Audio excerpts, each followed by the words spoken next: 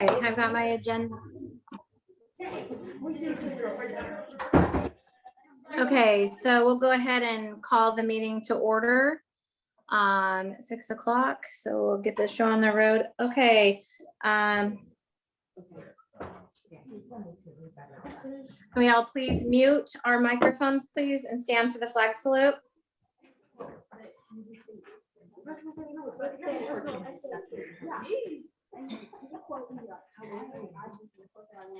I pledge allegiance to the flag of the United States of America and to the republic for which it stands, one nation, under God, indivisible, with liberty and justice for all. Roll call. Amy Bailey, board member.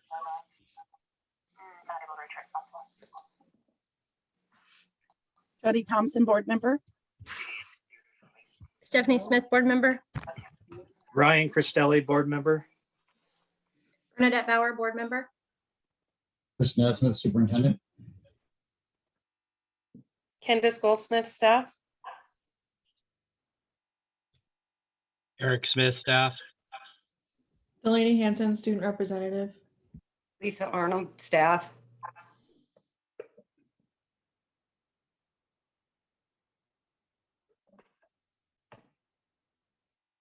Okay, if we've got everybody, we'll go ahead and look at the approvals of the board meeting minutes for January 12th.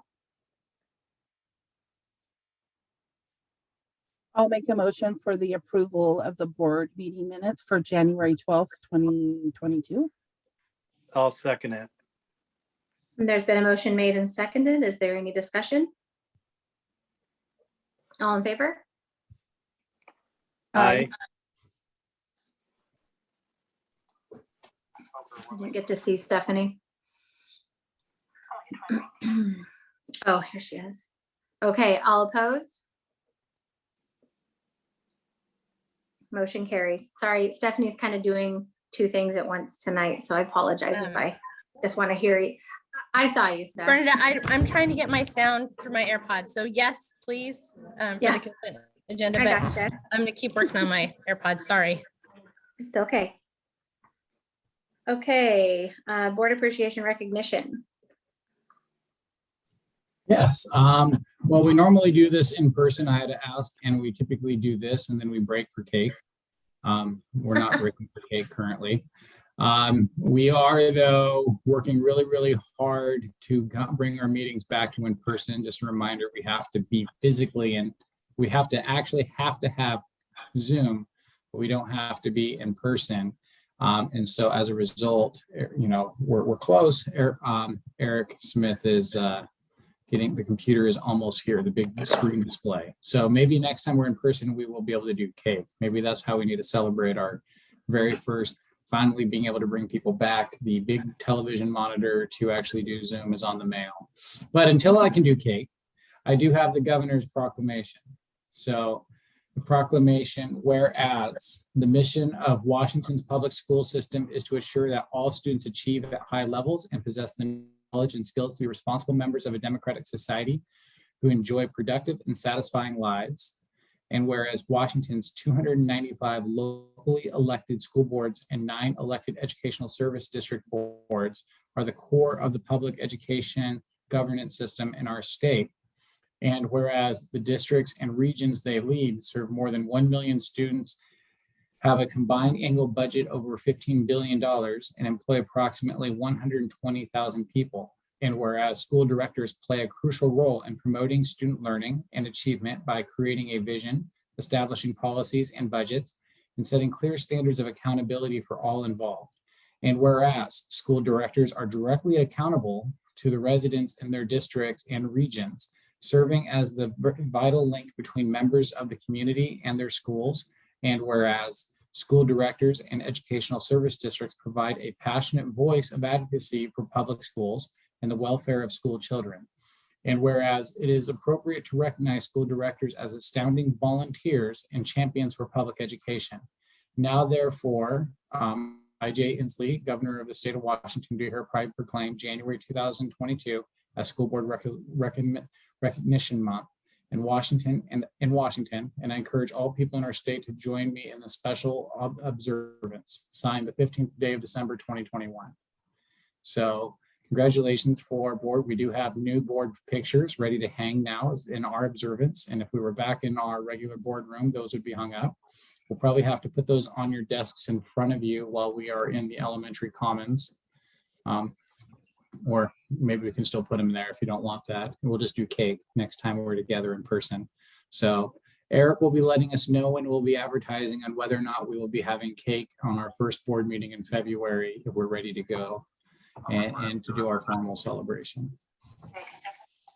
Thank you so much. And I just want to say to my fellow board members, I appreciate your hard work and dedication so far that we've been on the board together. It's a short time, but I think we've accomplished some good things and we've weathered through a lot of things. So I'm happy to have you all by my side.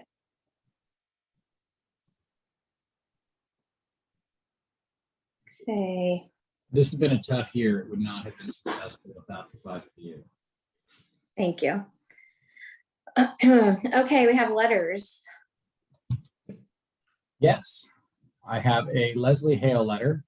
Just a second, I have to open the board agenda and then close the board agenda. So this letter is to recommend that Leslie Hale be approved to fill the currently posted elementary life skills 6-hour paraprofessional position. The interview team, consisting of Stacy Schneidmiller, Debbie Schaefer, and Stacy Rocky, reviewed Leslie's application performance while working as a long-term substitute in the elementary life skills classroom since the beginning of December. Leslie's experience and training as a substitute paraeducator over the last year, her previous position as a caregiver at the Beehive in McClary, her level of responsibility and positive attitude made it an easy decision to offer her this position. Leslie willingly accepts opportunity to work in all classrooms with a wide variety of students and takes her responsibility seriously. She is very caring and remains calm when working with students that become escalated. She is also pursuing a degree from Grace Harbor College in early childhood education. We request that the board approve the hiring of Leslie Hale for this position with a start date of 1/14/2022. I noticed Stephanie just turned her camera on, so I hope she missed that so she doesn't steal Leslie from us.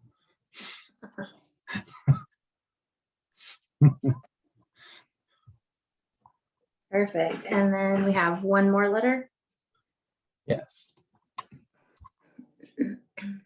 Dear Board of Directors, it is my recommendation to hire Ben Roop for the 0.5 ELA enrichment teaching position that was opened recently at the elementary. This position is a long-term leave replacement for Darcy Potts. Ben was a very successful student teacher in our building for a second grade class and has been successfully subbing in our building over the last couple of years.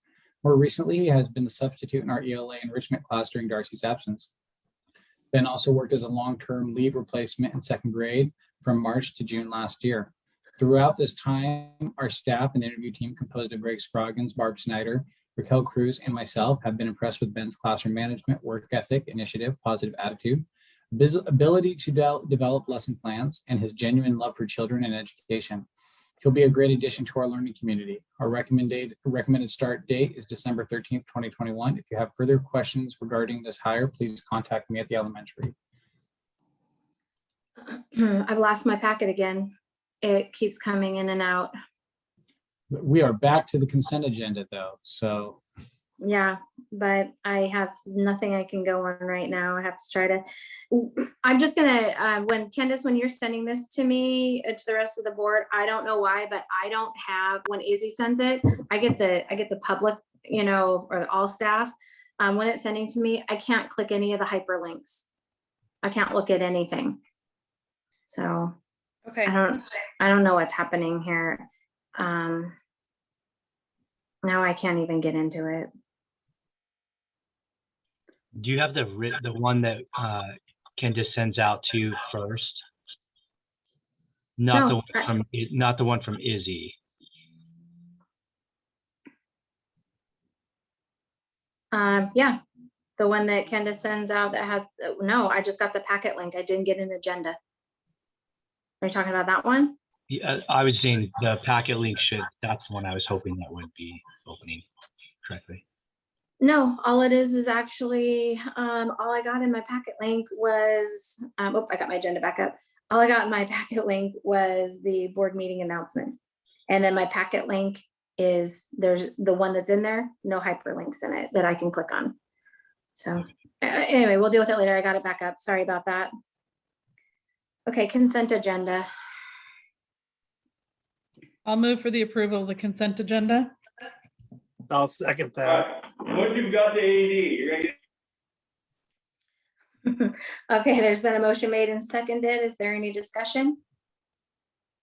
All in favor? Aye. Aye. Simply follow Aye. me. Okay, Aye. perfect. Opposed? Motion carries. Okay, discussion items, teacher evaluations, Mr. Nesmith. Oh, Eric needs to allow me to share my screen. There we go. There you go.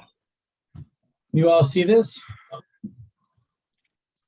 So today we're going to talk about staff evaluations. A lot of it today, we're going to talk about some of the legal requirements. So we're going to kind of really break down the difference between like the evaluation process and discipline. I think a lot of times we get phone calls or complaints and it's like, what do you do in these situations? And we're going to talk about the variety of these processes and how they work.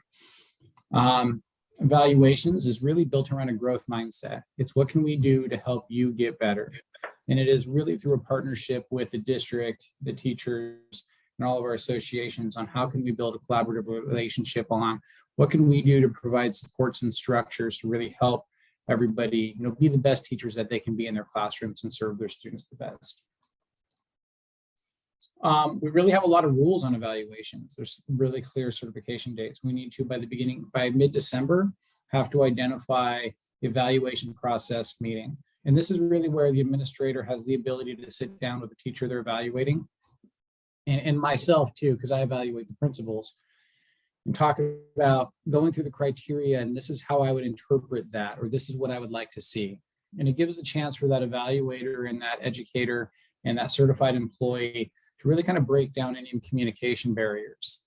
A lot of times we find that when you're going through the evaluation process, communication is really key on when I see like a learning target, this is what I'd like to see a learning target to look like. And it gives you that time to work together. We cannot begin the evaluation process until about October 15th. And really a big reason for that is because the new teacher evaluation system that was adopted about 10 years ago is really student-centered. It used to be, when I started teaching, it was all about how I taught and kind of the show I put on. And when the new TPEP evaluation system came out, the evaluation really does hang much more on what the students are able to do and how the students are able to demonstrate learning.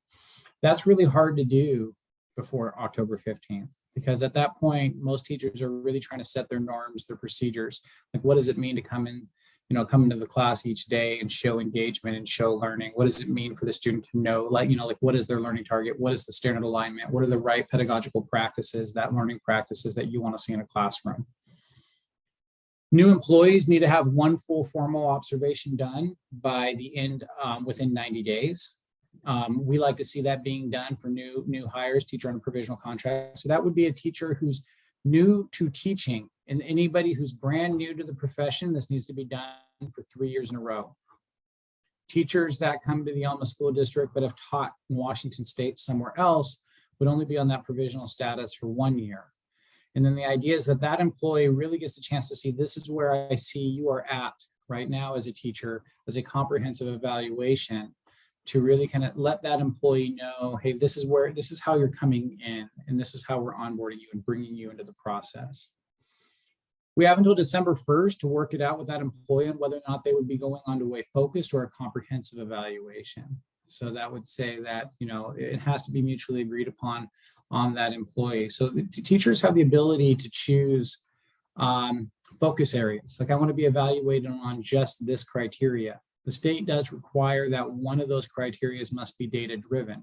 So teachers could choose criterion 1, then they would also have to choose either criterion 3, 6, or 8, which are data driven. And later on in this presentation, I'll talk about the different types of criterion. Or they could just choose criterion 3, which is data driven. Otherwise, they would be evaluated across the board on a comprehensive evaluation across all evaluation criterion. Under Washington state law, if they're on a focused evaluation, the lowest score on that focused evaluation can only be what the last comprehensive evaluation was. So if the teacher was evaluated as a 3 on their last comprehensive evaluation, then that focused evaluation would at minimum need to be a 3. If there's concerns, it is on that December 1st date where that decision to move to comprehensive would need to be made, because that would be the only time that the score could drop below the last comprehensive evaluation. Last observations need to be completed by May 15th, with the entire evaluation completed by June 1st. And really, I'd like to see all of our evaluations completed by our observations completed by March 1st.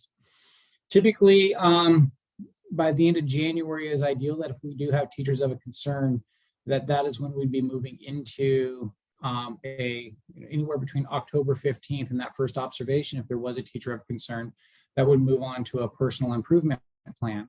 But to move on to a personal improvement plan, you would actually have to have a previous comprehensive evaluation showing that teacher is of a concern.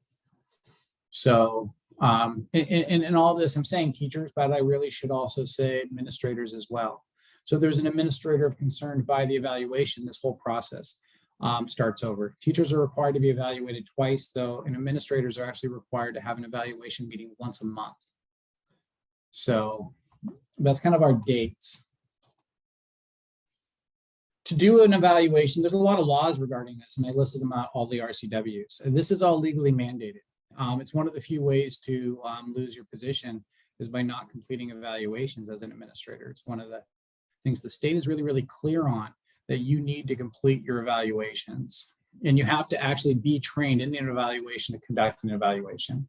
So to do an evaluation under RCW 28A by law, if you're going to evaluate a teacher on an evaluation framework, you have to be trained on that evaluation framework. And if you're not trained in that evaluation framework, then that evaluation would not stand up. So in Elma, we have adopted what is CEL 5B by the University of Washington. And just to kind of clarify, there's 3 evaluation frameworks in Washington State. You have Danielson, Marzano, and the University of Washington CEL 5B. School districts, when this came out, had the ability to choose their evaluation criterion. Administrators are all evaluated on the AWSP evaluation framework. And they are currently on the 3rd version, which is the AWSP Framework 3.0. And again, to do an administrator evaluation, the administrator evaluating the administrator must be trained. So I'm trained in both. Luckily enough, when I was a building principal, I came from a district that was also a CEL 5D. So to do those evaluations, you have to do, it's about a 2-day training to be able to do those. You have to complete a yearly evaluation. Every certified employee has to be evaluated every year, and those evaluations must be turned in and certified with the state of Washington. So, and those are garnered both in RCW state statute, administrative code, and board policy. Failure to complete an evaluation on an employee would actually mean removal of your position and a complaint to OPP, the Office of Professional Practice. And that would actually mean that it's one of the few ways that you can lose your administrative certification. So doing these evaluations is highly, highly, highly important. You also have to be a certified administrator under RCW 28A, maintain your administrative certification, or you have to be an administrator designee. So that means you would actually be doing the evaluation under the principal. So if you engage, so that means you have to have a building principal who is a certified building principal, and that building principal must be fully certified. That building principal then in turn could have a designee do their evaluations for them. And you could do that with a teaching cert with that CEL 5D training, or you could do that with like a program administrator cert. But you have to have a fully certified building principal in charge of every single one of your buildings in order to do those. And again, and that is required by law. Also a requirement are 2 observations annually of formal, which means you meet with the teacher to talk about, and that's part of the calibration process, where the teacher says, this is what I'm going to do, then you go in and observe it, and then you debrief following. And then an informal, which is a drop-in without the pre-conference, and that's not pre-scheduled, not saying when you will or will not be in. And that gives us the ability to kind of see like what's going on every day. I do think both are insanely important because it is that formal process that allows us to see where we are. Hang on. Other requirements, and I don't have it within the self-5D and the AWC framework and under RCW 28A 405-210, is routine annual training on the evaluation process. And we can do that in-house. We do that through our learning walks. This year, we added a learning walk where all the administrators come together in one building and we walk around, and in teams, we watch teachers teaching. And we're not scoring the teachers at that point. What we're doing is we're having different administrators score the teaching that they're seeing and compare that. So then that way we're calibrating, and we're working on making sure that when I say I saw a 4, and it's on a 4-point scale on learning targets, and if I'm in there with Eric Smith, because his camera's on, we have the ability to discuss what that 4 really does mean. So that way, teachers aren't like, well, you got the easy evaluator or you got the hard evaluator. We don't really want, we want to make it so that no matter where you go in the Elma School District, our teachers can count on it's going to be the same, and we're going through that calibration process.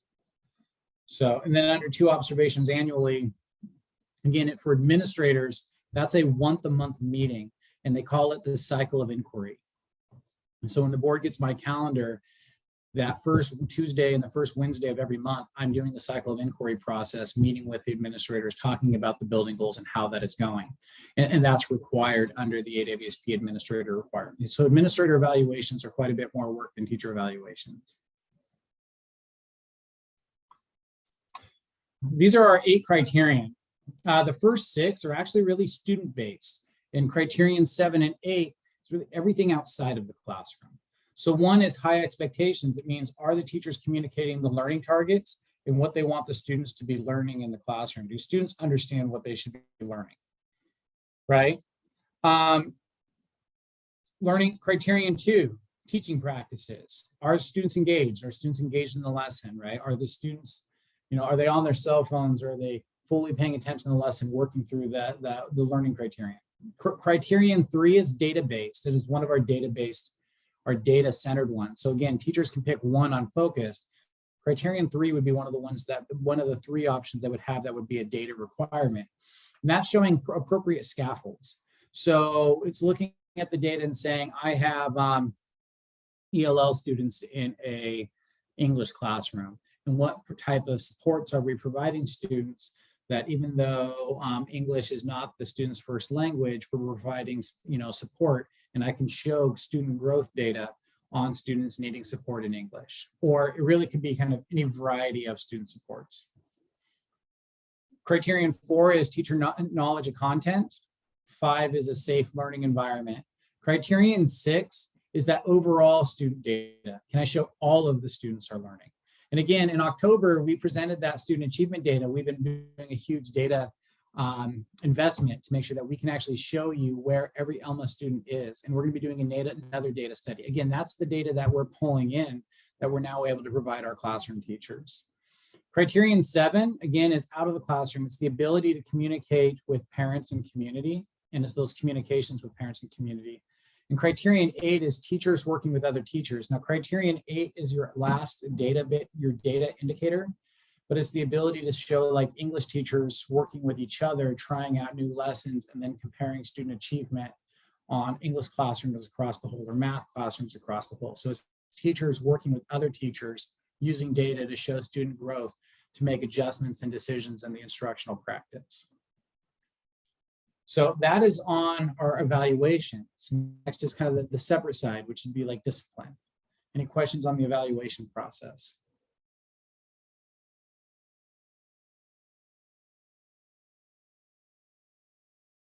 We're good? Discipline. So a big question came up on what is discipline. So this is all governed under Board Policy 5281. And disciplinary action and discharge is the board policy. And it would be like conviction of a crime, negligent of duty, malfeasance, gross misconduct. It could also be like negligence, like not paying attention to the job, or insubordination, where you knew you had to do something and you didn't follow through. So kind of the process is if someone broke the law, and let's just go ahead and use some laws I have. It could actually go straight from oral reprimand to, if it's a big law, to suspension, discharge, or demotion. Demotion is traditionally reserved for our classified employees, but to like discharge being termination. So when we looked at evaluations, this is the law, right? Actually doing the trainings and actually doing your evaluations. And that could be an example of not following the law. So not following the law allows us to move right into discipline. If it's not governed by law and it's a conversation that we need to have like, hey, I really need you to do these things, we actually have a process of non-disciplinary action. So a letter of understanding being, hey, there's really something I need you to take care of. And then you document it with a letter that it was communicated. And again, it's not about bringing the hammer down. This is all about a growth mindset. So it's, what are we doing to clearly communicate to our employees, like, hey, this is what I expect of you, and this is what you can expect of me. And it also gives the employee a chance to come back and say, you know what, I didn't really understand that, and I really thank you for clarifying. A lot of times there's kind of nerves or stress over like the non-disciplinary action, but a lot of this is really not doesn't need to be. It's just trying to make sure that we're clearly communicating. Letter of direction is, okay, now that I knew you understood, I'm telling you that you need to do this. To paid administrative leave, which is non-disciplinary action, meaning we're investigating. We really don't know if this happened. We have an obligation to have the employee removed, but we don't really know what went involved, and we're trying to find out. And that's why a lot of information regarding like paid administrative leave doesn't come out, because again, nothing's been proven and nothing's been understood. Disciplinary action is really only when we can prove it. Again, it could be a letter of direction was not followed, and now I know it was clearly communicated, and then I could move to an oral reprimand, and then you would follow up with the letter. Or it would be like you broke the law or a board policy, and then you would move straight into discipline. And then you could go oral reprimand, a written reprimand, to suspension or discharge based upon the severity. So those are the different levels of discipline and how you manage discipline.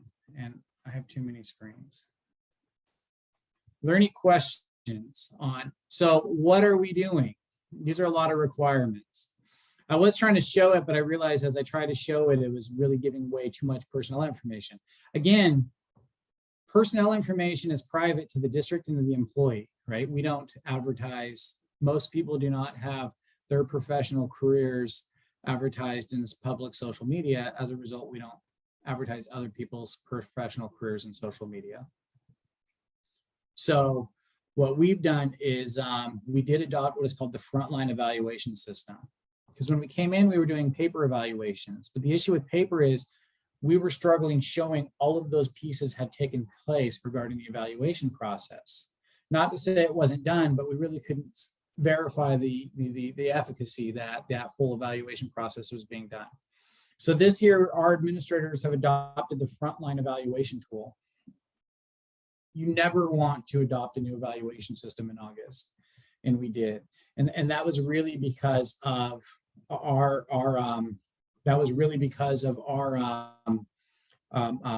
insurance company, our insurance company coming back and saying, you need to have better documentation that all the processes have been done. So as a result, we do have a full new evaluation management system for all of our certified employees. So that's teachers and administrators. And that actually has where you do the observation, it is scored, and it keeps a permanent record of the score of the observation. And so that is the new tools we have in Elma to make sure that all of these processes are being done and all the processes are being done with full efficacy. Are there any questions?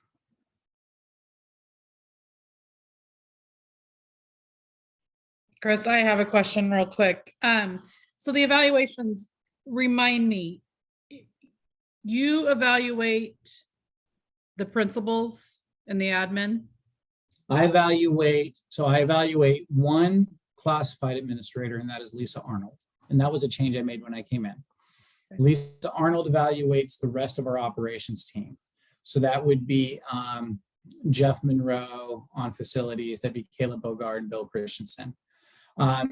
It's debatable on where you want to classify Eric Smith on the certified or the operations, but Eric does have a certification. So keep Eric on the certified side and I evaluate Eric Smith. If Eric was like a traditional IT director without a certification, then an argument could be made that he would have been evaluated by Lisa. But we keep Eric on the certified employee evaluation. Sorry, Eric, for letting everybody know. And then I evaluate the principals. So that would be Julie Crawford, Sunshine Perry, and that is currently Bill Opliger at the high school, and Mark Keating. The principals evaluate assistant principals, right? So if there's a concern about an assistant principal, it's the obligation of the principal to maintain thorough evaluations on those assistant principals. And then that's where you have to have the record of the cycle of inquiry. And then that you're meeting with them once a month, and that principal is in charge of all discipline and evaluation of the assistant principal. And then the assistant principals and the principals divide up the teacher evaluations. So a lot of the teachers would be divided in half between that principal and that teacher, the two principals of the building. And generally, it's pretty common that the principal will also do like the counselors, or because counselors have a unique evaluation, because it's hard to evaluate their interaction with students when a counselor doesn't teach students, but they are certified employees. So the training that the principals receive comes from you. So, No, okay. we do the learning walks, which is the yearly training, and that comes from me, Okay. right? The ongoing training comes from me.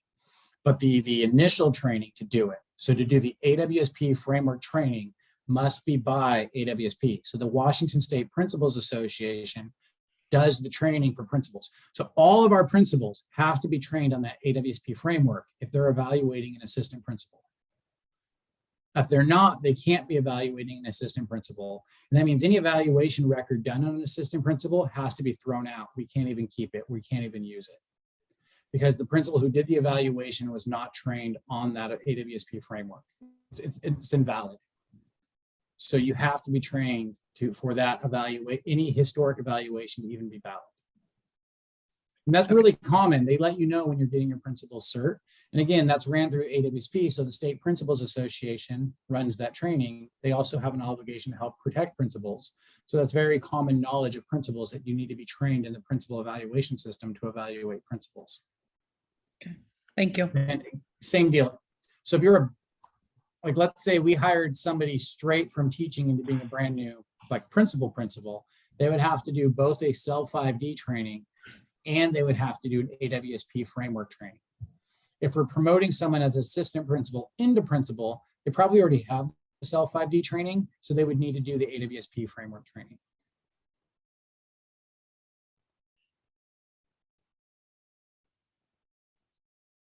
And we are improving. So we've been collecting, and now we have full records of our administrators who have completed those AWSP framework trainings and the CEL 5D trainings. And that was a big change we made for this personnel files. Make sure that training has happened.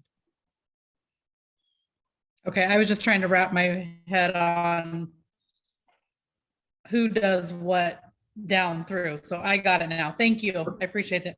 Sorry about that. Yeah, you have to get trained by the official organization, and then Washington State on your certification maintains a record of every training you've ever attended. So when we need to pull employee files, we can pull an employee training record to show that they've been trained on those frameworks. So now we're just getting that consistent with our district files.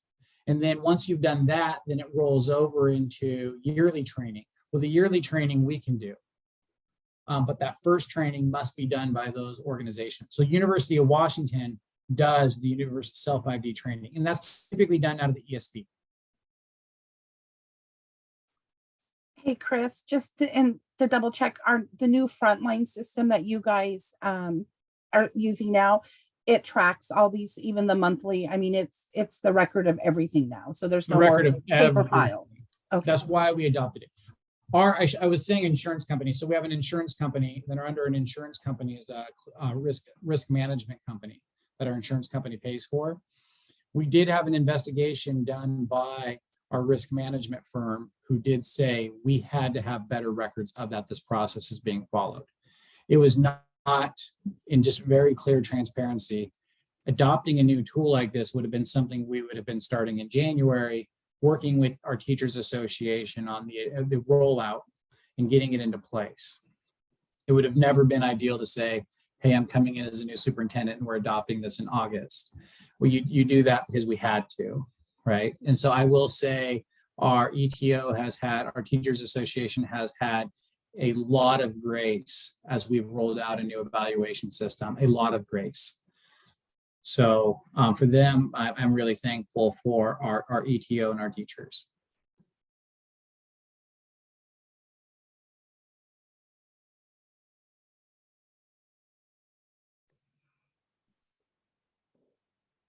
Okay. What else can I do? Anybody else have any questions? I have a question on, Jody, you kind of alluded to it, but is the data tracking systems for your frontline something that I know as board members, it would never be appropriate for us to go through the evaluations, but the checks that they actually got completed, is that something that we would have access to? I don't know if I'm asking it Tanya correctly. Gransden does that for us. I mean, just to make sure that those are getting done. I mean, honestly, that's a big job I need to do because, again, you talk about ways you can lose your certification. I can lose my certification if you're not doing that process. That's one of the ways that you can lose your administrative certification. So I'm pretty highly motivated to make sure it's done. And that's also one of the ways that our principals could be removed and lose their certifications. If they're not doing their evaluations, that can be a complaint to OPP, which is the Office of Professional Practice, and they can lose their certifications. So I guess my comment would be is, I hope we don't get there because our principals and our administrators and myself have so much to lose. I mean, I've got a long ways to go until I retire. But I mean, if we needed to in an executive session, making sure everything is getting done.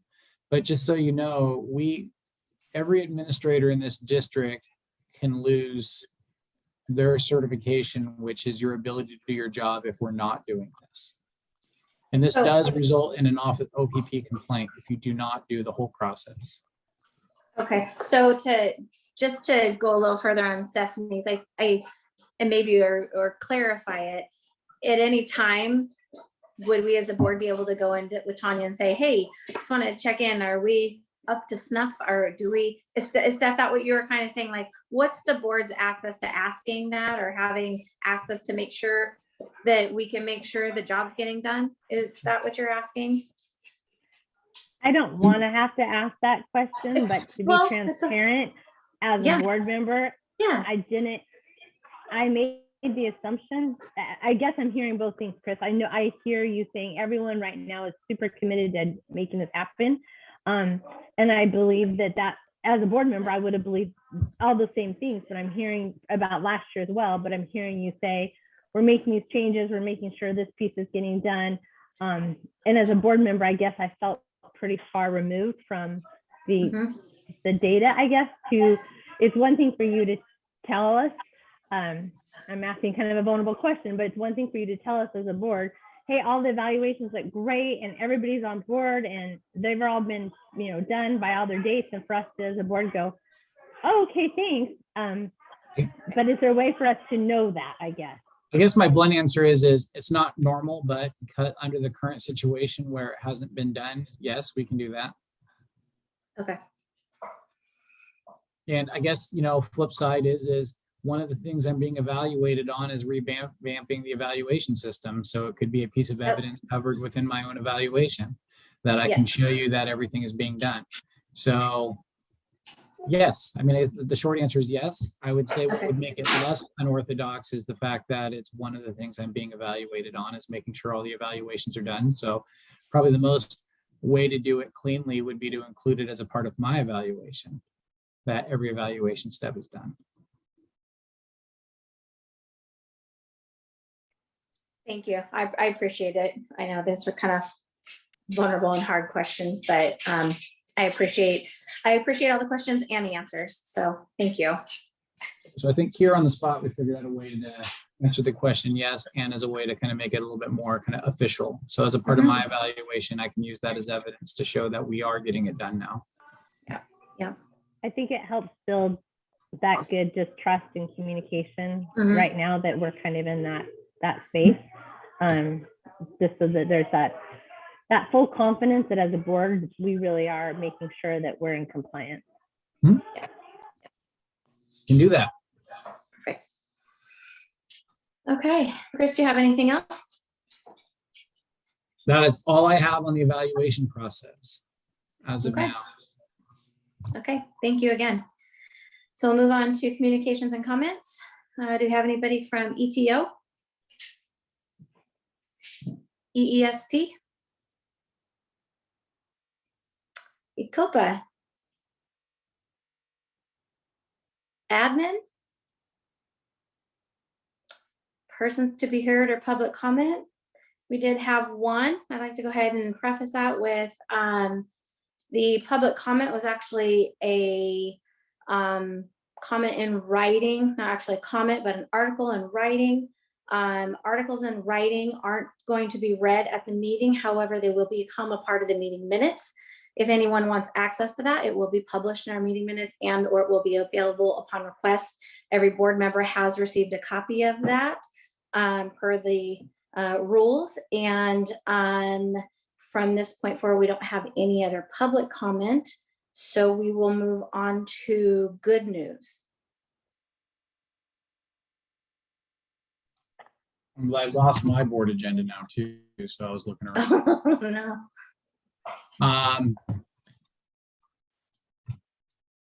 Do one of you guys have it? I did my presentation, which closed my board agenda. So Renee, Yeah, you're, mine. yep. Your good news is going to be on the grants. It is. It's on our grants from the Grace Harbor Foundation, and I wanted to make sure I got a chance to go through and list them all off and thank the Grace Harbor Foundation. So I Would you like me to do that? I would really appreciate it while I find Yeah. it. Yeah, you're fine. Okay, so the grants are as follows. For teacher Kim Hinderly at the middle school, Save My Sanity was her project for $755. Alyssa Sotheby Weaver, Elma High School Special Ed for $500. Jennifer Cisneros, Elma Elementary, putting in the drama in the dramatic plays, $979. Miss Young at the Elma Elementary for biographics, $485. Tanya Hutchins, Elma Elementary STEM bins for $350. Miss Becky Spivey, Elma High School, the high school special ed math classes, $500. Chris Cisneros at the Elma High School for English Resource, $878. And Debbie Woodruff at the elementary, Happy Kinder Special Emotional Learning for $800 for a total of $5,247 in grants.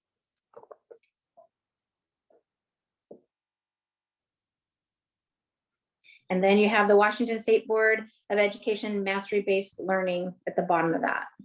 All right, I got it loaded. So we do want to thank, we want to be really thankful for the grants. I know that the, so these are from the Grace Harbor Community Foundation grants, and we just want to be really thankful for supporting our students. And the comment is coming in and actually in future years coming in and providing a check for the board for all of our programs. So we're hoping that once our big TV is currently being shipped, so once we're back in person, then we'll be able to go back to handing over big checks again. So, and then the other good news is Elma School District was selected on 3 buildings. We're actually the largest grant recipient in the state to lead the state's new rules on mastery-based learning. State Board of Education is moving forward on a plan to kind of standardize mastery-based learning across the state of Washington. And one of the things I said that I'm a big believer in is we have 3 options. We can either be driving the bus we can either be on the bus, driving the bus, or left at the bus station. And I'm a firm believer that I would rather be driving the bus. So Washington State fully plans on moving forward with the vision for mastery-based learning. And as a part of this grant, we have 3 buildings: East Grace Harbor High School, the middle school, and the elementary school will be on the team designing what mastery-based learning will be looking like for all of the schools across Washington State. So it's all about stepping up and volunteering and saying, we want a seat at the table to make these decisions. And this was a really big first step in that process. Well done. Well done. Snaps on that. The grant values is $40,000 per building this year, which we're going to be using to pay those teachers who said that they were volunteering to do mastery-based learning early on, those teachers who volunteered to do it without knowing if there'd be any money, we're now able to pay that time for them to help build and design the mastery-based learning work. And then it's $40,000 for those 3 buildings. So that's $120,000 this year. Next year is $120,000 per building, which is $360,000. And then the third year is $120,000 per building, which is $360,000 more dollars. Gosh, So way to go. That's just great. just Mark Keating, Sunshine, and Julie Crawford. So Sunshine Perry did those applications. They did a great job. Thank you. Thank you again, everyone. Good stuff. Okay, unfinished business, new business. We don't have anything under those. Enrollment, Mr. Nesmith. All right.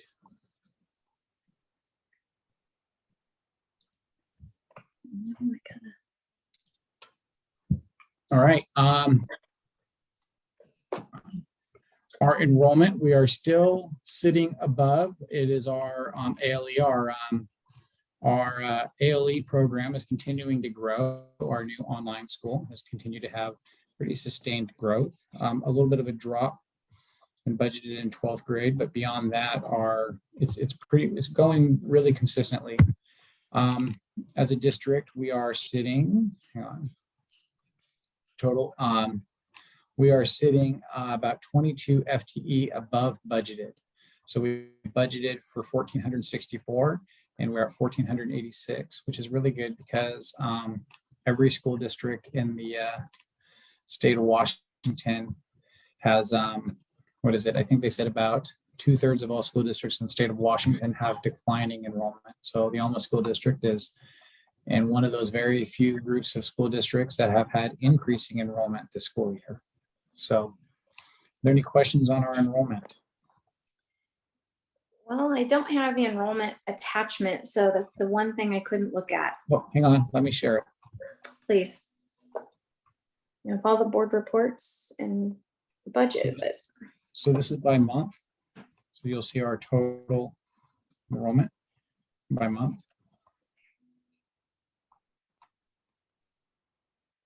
And it is not, you know, it's pretty common to have a drop in 11th grade when they move on to running start. But it's also, you'll notice that our 11th and 12th grade enrollment tends to increase over the year. And a lot of that is because it's a big population of students who've gone to running start, fail courses, you know, struggle in the coursework, and then they come back. So you'll see that we've been maintaining kind of, you know, having students in the 11th and 12th grade with that enrollment increasing. is it also safe to assume, Chris, that the 146 enrollment for freshman class would include the McClary groups that come in through at the high school stage? That's right. So what happens is McClary students move in at 9th grade, and that's why you see 9th grade class increase strongly. Yeah. Wow, that kindergarten still blows me away, but okay. Yeah, it's a big kindergarten.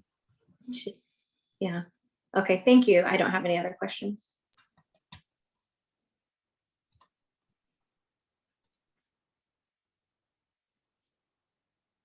Okay. Does anybody else have any questions? Okay. We'll move on to the budget report. Lisa. I have, this time I'd like to kind of go through those dashboards that I sent you last time, just so you have an idea of what you're looking at. So Eric, if you could put up the expenditure dashboard for me. These come out of FiveCast. I'm now loading my data in there every month to pull these reports, and I balance them to our budget status reports, so they should be the same. But if you look across the top, it tells us what our projected year balance is going to be to budget. So right now we have like a 3%, 3.5% ending fund balance is what it's projecting. And next is our total actual expenditures to what is projected through the budget. So we're at 29, so we're actually down a little. It's projected that we should be right about 32 now. And then it shows the same for the salaries and then our basic education, which is our apportionment money. And just so you know, our actuals came out this month. Those 22 kids brought in about $250,000 more. So yay. So, and then in the graph below, it breaks it out by the program. You can see total expenditures by program. And then across from that, you can see it as the object of expenditures, and they're listed down below: the salaries, the benefits, supplies, and it compares them to prior years' average spending. Below that is the budget to projected, and then our current year. So it gives our total budget, what was projected to be spent, and where we're at. And then the last one is the same thing, but it is with the object codes to our current. Eric, if you could put up the revenue, please. Any questions on the expenditures?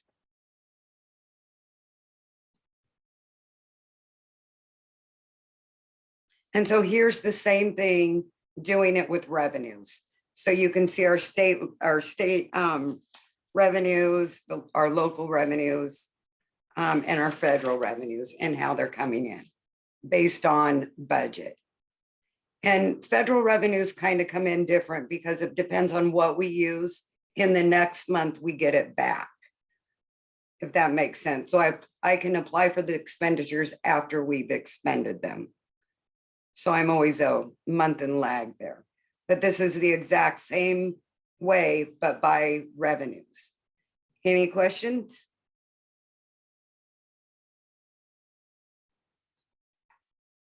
And then the last sheet is kind of the same thing I've always done for you in the prior year, but this is generated through the 5CAS system.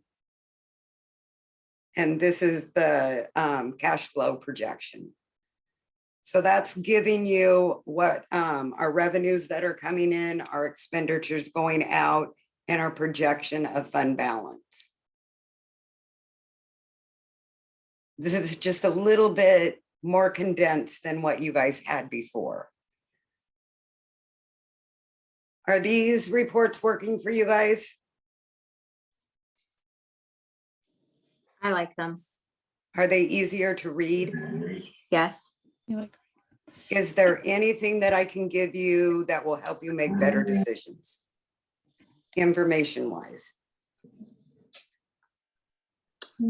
Lisa, I just have one question. These reports are great. I love them. But I got to thinking about the Washington, our mastery-based learning. Are we getting the first lump sum of money this school year or next school year? The 40,000 comes in this year. Okay. And then the 120 for each building will start in the 22-23 year. Okay. And do you think we have enough contingency? I'm just wondering if we have to do a budget extension. We have to do a budget provision. Okay. Because it's a lot.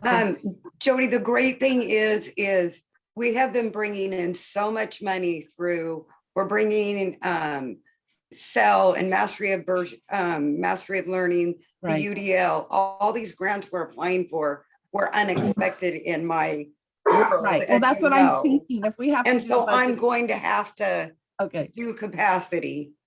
Right now, I'm kind of stealing from the big ESSER grant capacity to keep everybody going until I can get one done. Okay. Any other questions?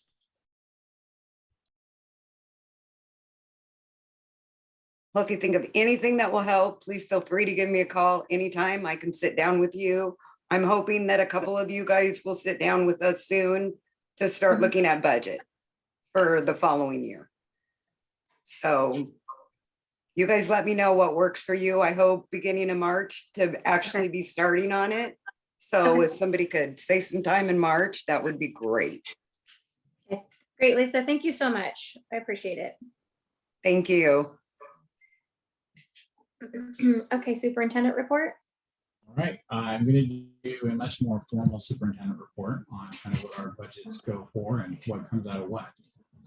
So, and we did share that on the agenda. So we're going to talk about our Epo Levy Renewal and our vote that's coming, our fundraiser that is coming up on February 8th, and what that covers and what our different budgets cover for. So The EPO is coming up for election on February 8th and for our local community voters. And we're going to talk about what that covers. And what this is it's the bridge between the gap and what the state requires us, services the state requires us to provide, but doesn't fund. So this would be like we are paid for by the state for 0.2 nurses, but we have to have a nurse for at every building. And it's our levy that covers that. It's also what funds anything kind of, so it bridges anything, you know, anything that we're not fully funded for. So we're funded for 14% special ed, but we are almost 18% special education. That enhancement comes out of, you know, levy. So whatever we're required to provide, the levy bridges us. I guess the other thing is it funds anything that's extra. So you'll notice that it's clubs, activities, anything outside of the regular school day. Our groundskeepers are covered through levy. So our ability to keep the doors open for community groups is paid for by the levy. So I know we have a lot of youth sports programs within the community of Elma.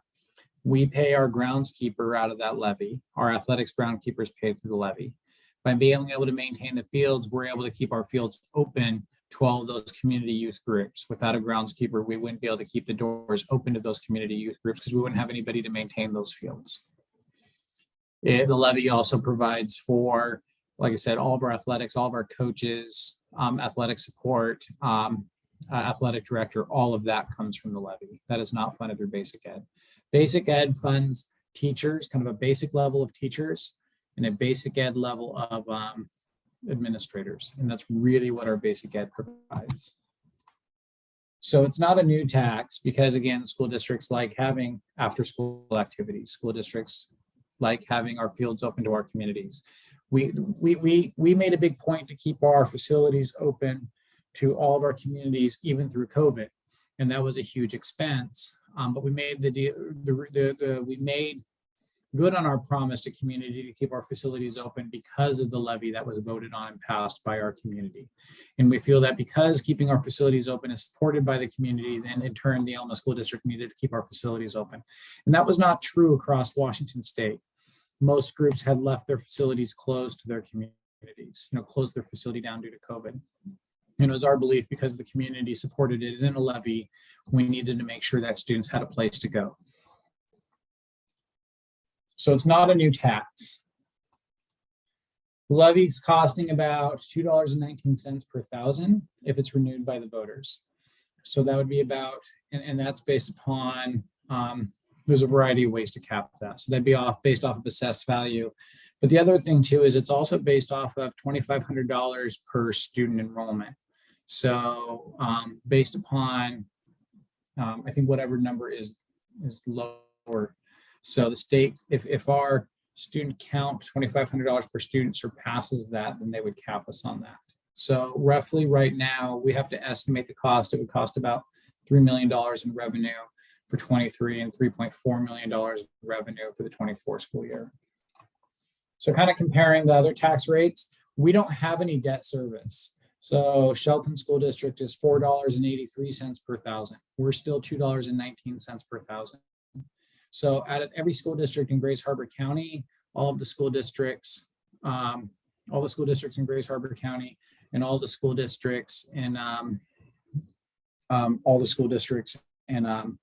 really in a lot of our ESD, we have the lowest tax rate. This is all the other tax rates in the school districts around us. So, and this makes up about 15% of our budget. So again, a failing levy would drive about 15% more cuts. So and these are our different sources of funding. We have basic ed, state and federal programs. So CTE, our programs for special education and CTE are funded through their own state program. But again, that's only up to a point. Like special education funds about 14%. So anything beyond that 14% comes from our levy. ESSER is actually federal money that we've been receiving to keep our doors open through COVID. I don't know if you noticed, but close contact quarantines have become quite an expense. Routinely needing to send teachers home because of a close contact quarantining and then hiring substitutes for 5 days.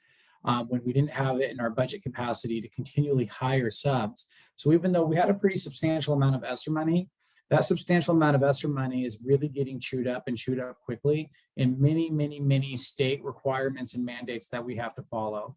We just had a new guidance on how we have to test, do COVID testing now. We're now COVID testing. We have to COVID test every athlete by game day is the new requirement by the state that just came out this afternoon.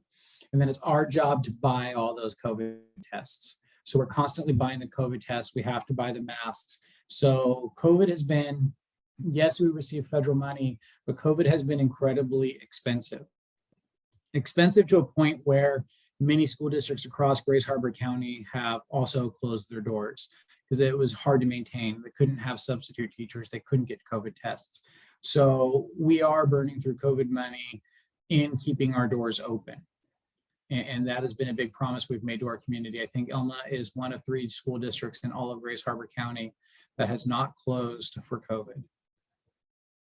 And a lot of that is being able to have staff members. So again, where's the ESSER money going? It's keeping our doors open. And then last is our local levy. So services it doesn't fully provide for our students would be like after school programs and activities. And again, we couldn't offer all those after school activities without it.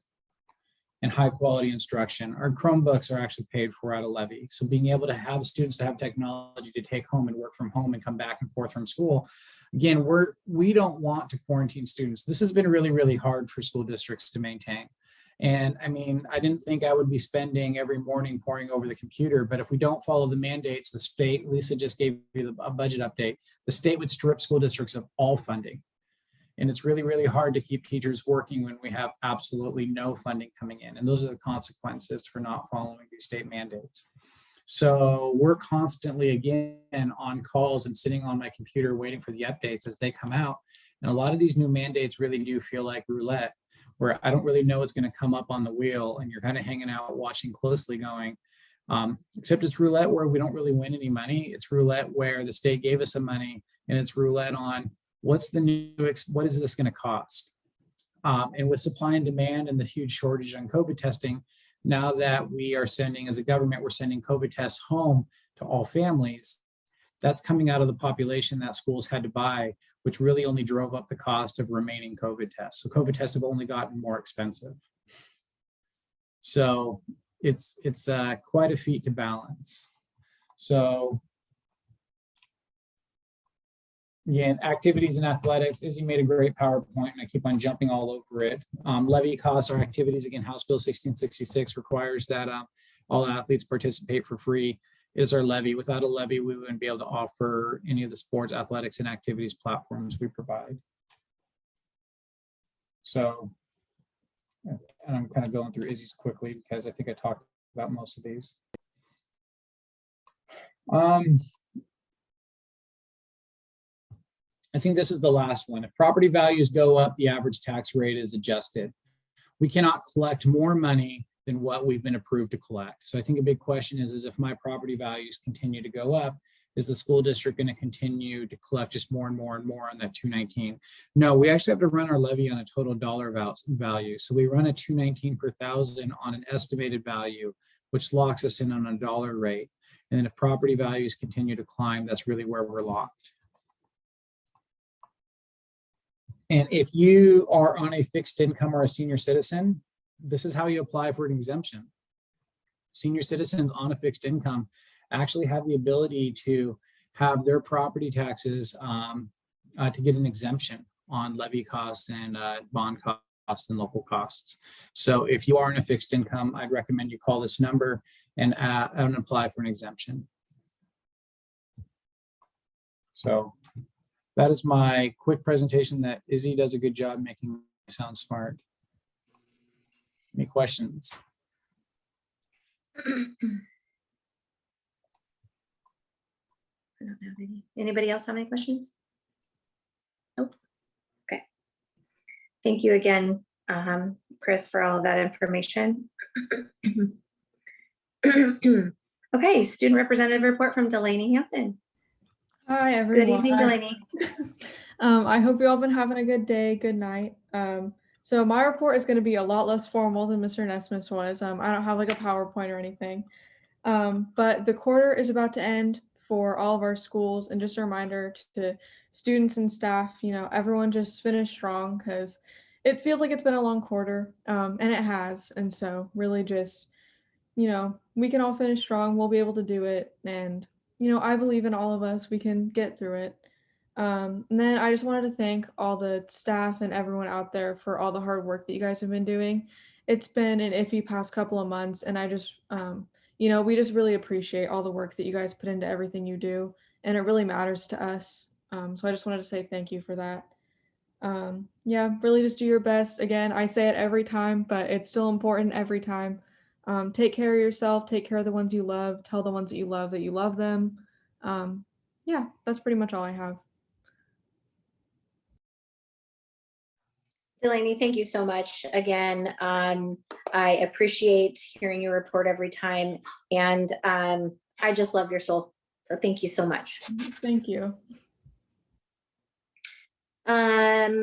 Future agenda items are listed out if anybody's interested in looking to see what's out there in the future of school board world. Ooh, that's a hard one. That's laid out for you. For your interest and or participation. If you'd like to be a person to be heard, to come in, join into a meeting and verbalize your whatever you have to say, please contact the school district office through either calling or emailing, and we can get you on the agenda. I want to thank everyone this evening for your time, your attention, your dedication, and hopefully everyone's staying well and taking care of themselves. I know that COVID's running like wildfire for people, so take care. And I need a motion. Chris, do you have something to say? No. I make a move- motion. Go ahead, ahead. Jamie. Rock, paper, scissors. You got the moved floor, to- Jamie, go. I move to adjourn the meeting. I'll second it. All right, there's been a motion made and seconded to adjourn the meeting. All in favor? Aye. Aye. Aye. Opposed? Motion carries. Thank you all. Have a great night. Good night.